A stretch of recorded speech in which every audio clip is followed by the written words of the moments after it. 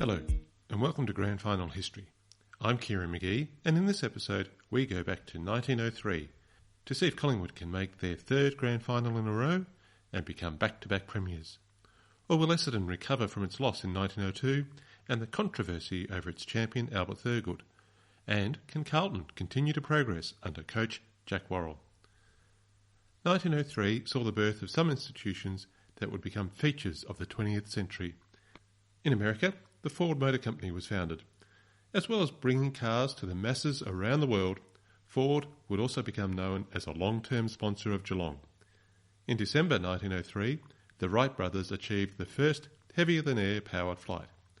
I'm not sure which VFL team was the first to travel in an airplane, but our national competition would not exist if teams had to travel by train and boats, like the players in 1903.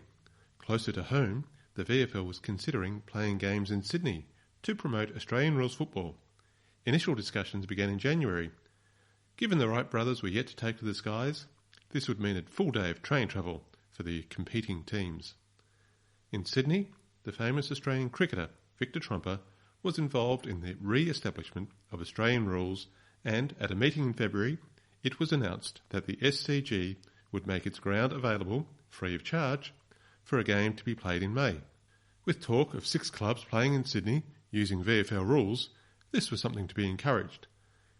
The League Delegates meeting on the 20th of February was chaired by Henry Harrison, an early giant of the game, who established the original rules with his cousin Tom Wills, and, after much service in many roles across the VFA and the VFL, was present as Melbourne's delegate. He believed that the VFL should help foster the game in New South Wales as much as possible. If the game was established in New South Wales, then he was sure New Zealand would be next. It was resolved that the League Secretary should enter discussion with the clubs to see who would be prepared to travel and play in Sydney, at their own expense, of course. A week later, the League met again with Mr Harrison in the chair. Mr Harry Hedger had travelled down from Sydney to attend this meeting and present the case for Australian rules football in Sydney and to ask for the VFL's assistance in supporting the game, especially to get some VFL games played in Sydney. Fitzroy agreed to go to Sydney at their expense, and eventually Collingwood also agreed.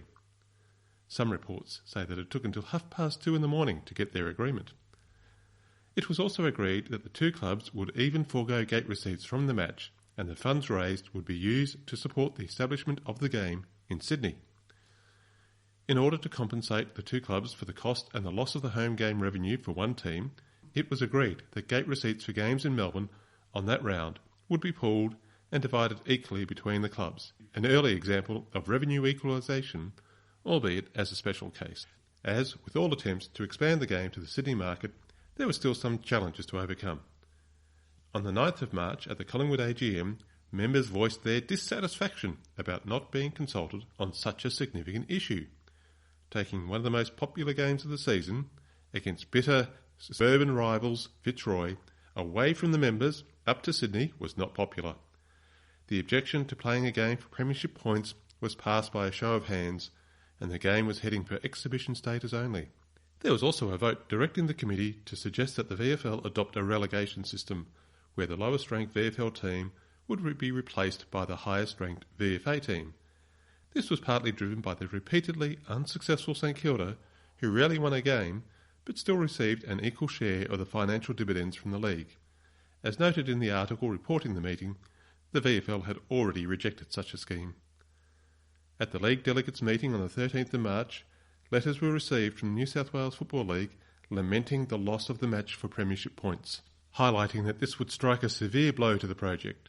Mr Copeland, Collingwood's delegate, explained that the vote had been taken late in the evening, when people wanted to get away, and once the importance of the occasion was considered, there was a good chance of reversing the members' objection, even though they would be disappointed at losing the opportunity of seeing their team play. After much discussion, including Essendon's delegate, Councillor Demon, deploring the selfishness of Collingwood members, an easy call to make when it's not your club that's travelling interstate, the matter was agreed to be held over for a week so Collingwood could reconsider the matter. Perhaps this is an early example of the league management telling the supporters what would be good for them.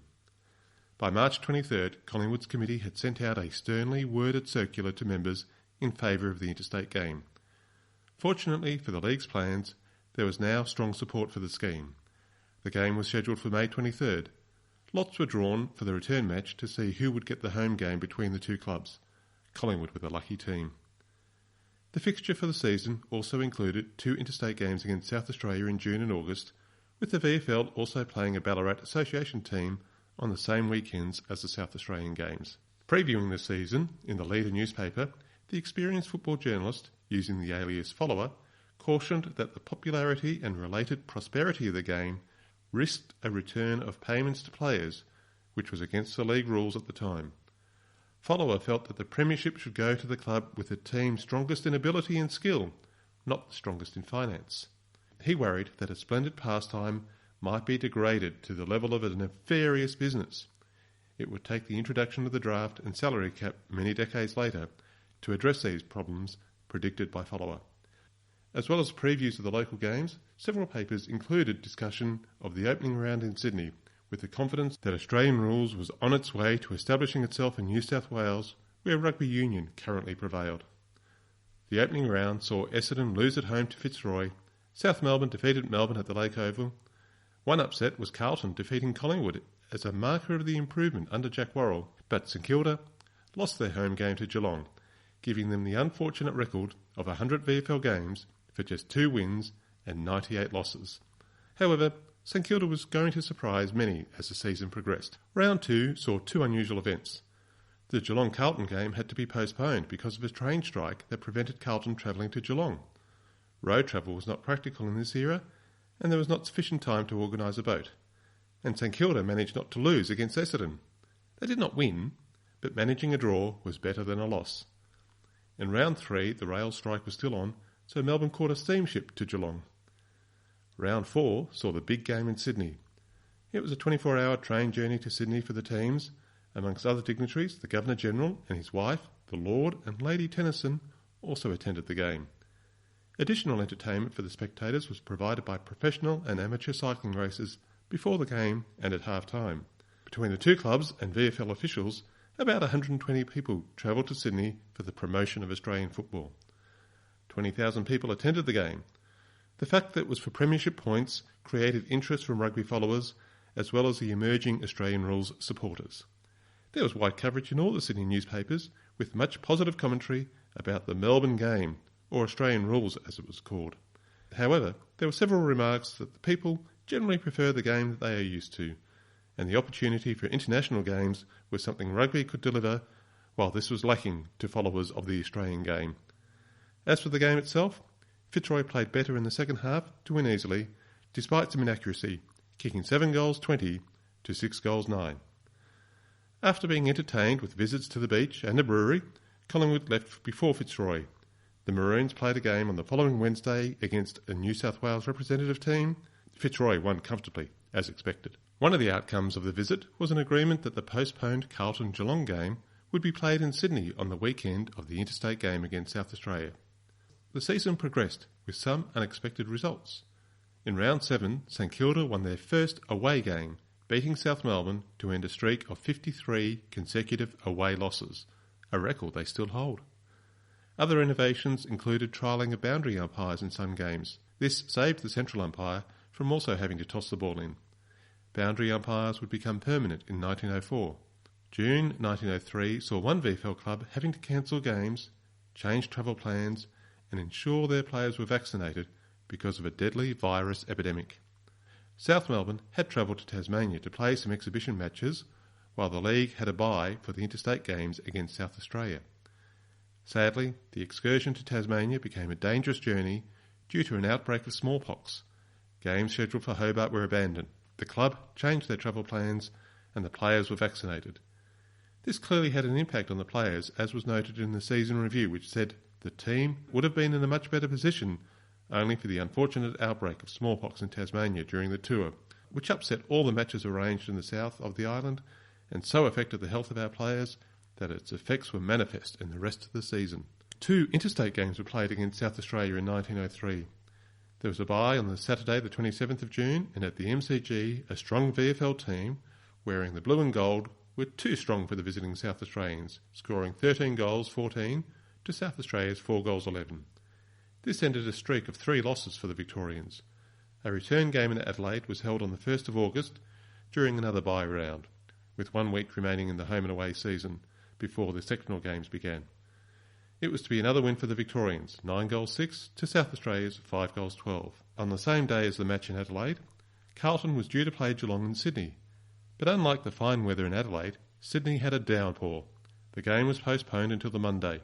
The crowd was estimated at 5,000, with the State Governor attending. It was described as a keen game, with Geelong getting home by 10 points, scoring 8-7 to Carlton 6-9. The game was described in the Sydney press as a good one, and more attractive than the earlier Fitzroy-Collingwood match. The Governor was so impressed he wanted to foster the game so New South Wales could defeat Victorians. Carlton stayed in Sydney to play a combined New South Wales team on the Wednesday, while Geelong interrupted their return home to play Rutherglen. While there was some recognition of the merits of the Australian game, more than one newspaper article identified that rugby was very well established in Sydney, and rugby offered the potential of international games that Australian rules could not hope to match. At the end of the home and away round, Collingwood were the ladder leaders, with 12 wins and 2 losses, closely followed by neighbouring rivals Fitzroy with 11 wins. The improving Carlton and Geelong made up the top 4. The 3 sectional rounds went as expected, leaving the top 4 in the same position. St Kilda provided a surprise for the season, dragging themselves away from the wooden spoon with 7 wins and a draw. They almost had an 8th win, only losing by 3 points to Carlton, who made it to the semi-finals in their best VFL season. The top 4 teams would play in the 2 semi-finals. The first semi-final was on the 5th of September, which saw 2nd place Fitzroy versus 4th place Geelong at the MCG, while 1st place Collingwood played 3rd place Carlton in the second semi-final at the Brunswick Street Oval. Collingwood supporters were advised by the Herald on Friday night that their old player, under the new name Wilson, would be taking his familiar place at full-back. The player was former captain Bill Proudfoot, who, as a serving policeman, had been forbidden to play since earlier in the season by the Commissioner of Police. Apparently, the Commissioner was unhappy about the game often descending into violence. Proudfoot's return as Wilson was an open secret, and other papers simply listed him as Proudfoot. Perhaps the Police Commissioner didn't really read the newspapers. Fitzroy had travelled to Geelong in the last of the sectional games and kicked 2 goals in the last quarter to win by 1 goal. This semi-final saw Geelong travelling by train up to the MCG, where a large crowd of 15,000 people saw Fitzroy dominate from the start of the game. At half-time, Fitzroy led by 5-9 to Geelong's 2 points. Geelong did do better in the second half, scoring 4 goals, but Fitzroy was still far too strong, cruising to an easy win, 11 goals, 15 behinds, 81 points, to Geelong's 4-5. It would be a quiet train ride back to Geelong. Across at the Brunswick Street Oval, the game between Collingwood and Carlton was a much tighter affair. The wind favoured the railway end of the ground, but neither side could score freely. Carlton had 1 goal to none in the first quarter, but did not score at all in the second quarter, where Collingwood used the wind to score 2 goals. In the third quarter, Collingwood did not score, and Carlton kicked 2 goals. At three-quarter time, Collingwood trailed 2-2 to Carlton's 3-3. The question to be decided in 1 quarter: would the improving Carlton make the leap into the grand final with their new coach Worrell, or would Collingwood dominate as they had for the vast majority of the season? And although they may not have realised at the time, if Collingwood lost, Fitzroy would, after the semi-finals, have the same number of wins and a better percentage than Collingwood, thus removing the right of challenge. This last quarter was a must-win for the Magpies. Early in the final quarter, George Lockwood goaled for Collingwood. In his entire 29-game career for Collingwood, he only scored 2 goals, but this 1 goal in this game was worth plenty. Then, shortly after, John Insold kicked a goal for Collingwood, getting them in front by 5 points. Although they had the wind against them, Carlton were not done. They had 3 shots at goal, but were not able to convert. Then, just on time, Joe Sullivan, described as a sometimes erratic shot for goal, had a chance to win the game for the Blues. But it was a tough angle and a bad kick, and the ball flew wide. Moments later, the bell rang, leaving Collingwood the victors by 4 points. They were in the grand final against their neighbouring rivals, Fitzroy. The bitter competitors had met twice in the season, once in Sydney and once in Victoria Park, for 1 win each. After their close win against Carlton, Collingwood had an easy week at training, with general practice on Tuesday and then rest and conservation of energy. Fitzroy had momentum building and trained during the week on the usual days, but a little lighter than usual in the lead up to the big game. The VFL advertised the grand final match in Friday night's Herald, the gates to open at 1:30 and the game to start at 3. People were asked to come early to avoid the crush and reminded there would be no change at the turnstiles. 6pence to enter the ground and a shilling extra for the stand. In today's money, allowing for inflation, the prices would be about $4 and $11. This was the 7th year of the VFL finals and the entry prices had not changed. One of the big differences to the modern game. Dick Gibson was the umpire for the game, which meant that this was the first VFL Grand Final that was not umpired by Ivo Krapp. Dick Gibson had played for North Melbourne and South Melbourne in the VFA, and also played in South Melbourne's first season in the VFL. He had spent time umpiring in Tasmania before returning to the VFL as an umpire. Fitzroy's captain was Gerald Bronson, reported to be the most accurate left-footer to play the game and the best centre-half forward of his era. Brosnan also captained Victoria in interstate matches before his retirement in 1909. After his playing career, he had coaching stints at university and then Melbourne. Lardy Tulloch captained Collingwood again, following up his successful premiership year in 1902. After he retired, he would, like Dick Gibson, become an umpire and umpired the 1907 Grand Final, becoming the first person to captain a premiership team and umpire a Grand Final. While the Argus had Fitzroy as a more fancied team, Collingwood was slightly favoured by Follower in the Leader newspaper. Writing in the Australasian, Mark Weld continued to campaign against the final system, being a firm believer that the team that topped the ladder at the end of the season deserved to be premiers. He deplored the fact that the additional money raised by the final system was more important than awarding the premiership in the fairest manner. Despite his repeated campaigning, the final series and the grand final decider was now established, with huge crowds attending each year. Grand final day in the modern era, with live TV and radio broadcasts, means the entire footy world focuses on just one game. However, in these early years, if you were not at the grand final, you had to amuse yourself in other ways until you could read the newspaper or get an update from a mate. On grand final day in 1903, there was also a fancy dress football match between Brunswick and Coburg.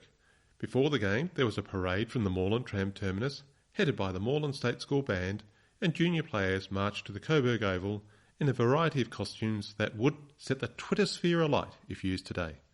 The game was abruptly terminated in the third quarter by the bursting of the ball. Saturday, September 12th, was considered by some to be too hot for football, but that did not stop a crowd of 32,000 attending the game. The Governor-General was at the MCG, welcomed by the committee members for the MCC and the VFL. The players even lined up and gave 3 cheers for the Governor-General.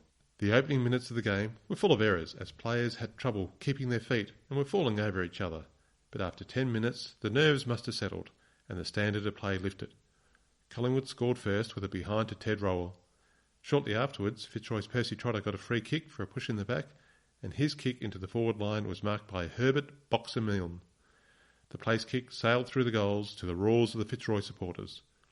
Collingwood's controversial Dick Condon got a free kick after being flung by his opponent and converted for Collingwood's first goal. Even though many observers thought the free should have gone the other way, the Argus thought it was an unfortunate affair. At one point, Fitzroy managed to move the ball so quickly up the ground that Frank Brophy had no one to give the ball to. Their next push forward was more successful, and the former captain and rover Bill McSpearin goaled for the Roy boys. Collingwood lifted their game, and some neat passing between Angus, Panham onto Ted Lockwood allowed him to score the Magpie's second goal from a tight angle. Shortly after, Ted Rowell scored another behind. Fitzroy then attacked, moving the ball into their forward line, but the bell rang to end the quarter before they could get a reward. The game was living up to expectations, with Fitzroy on 2-2, trailing by 1 point against Collingwood's 2-3. The Argus noted there was, at times, a nasty spirit in the game, with players striking each other, and more than one player was cautioned by the umpire, although the Age thought the game was played in a thoroughly sportsmanlike manner on both sides. The second quarter saw Collingwood playing with coolness and deliberation, while Fitzroy were rushed in their efforts.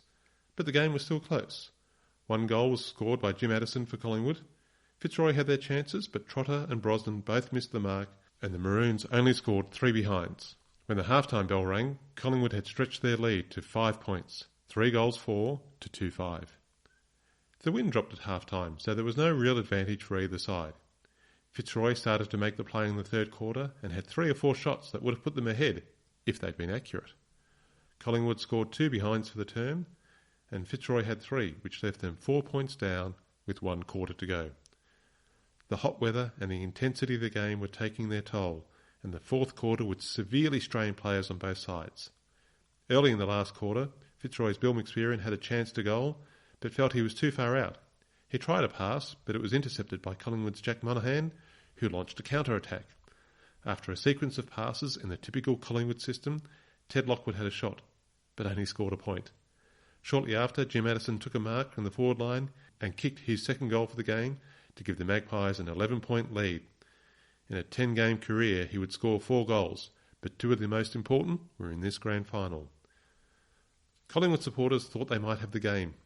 Fitzroy supporters were willing their team on for one more effort, despite the heat and tension. Then, Fitzroy's full forward, Les Millis, snapped up the ball and kicked their third goal, leaving them just 5 points down. The roar from the supporters inspired the players to push forward again. Bill McSpearn had another chance, but spoiled it. Millis had a shot from a tight angle that went close, but not close enough. Collingwood had led for almost all day, but were being pressured like never before. With only moments left in the game, Gerald Brosnan, the Fitzroy captain, took a strong mark in the forward line. Said by some to be the straightest left foot in the game, he had a shot at goal.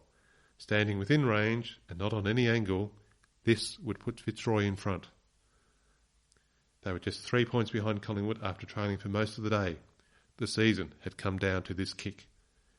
The Age said that as the ball flew towards the post, it looked like it was going through, but its course was altered by a very light breeze, and it shaved the outside of the post.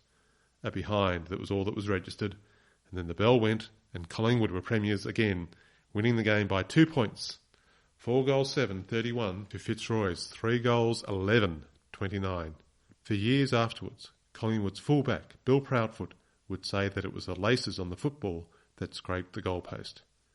Every child's dream of scoring the winning goal in the grand final with the last kick of the day had gone horribly wrong for the Fitzroy skipper. The Collingwood supporters cheered. The Fitzroy fans knew that their team had tried, but inaccuracy had let them down long before Brosnan's final shot on goal. As Follower said in his review of the game in the Leader, that was not bad luck, but bad kicking. The players were exhausted. James Sharp, Fitzroy's back pocket, collapsed from exhaustion while leaving the ground, suffering sunstroke and heat apoplexy, and some reports say that he did not regain consciousness till 9:30 that night.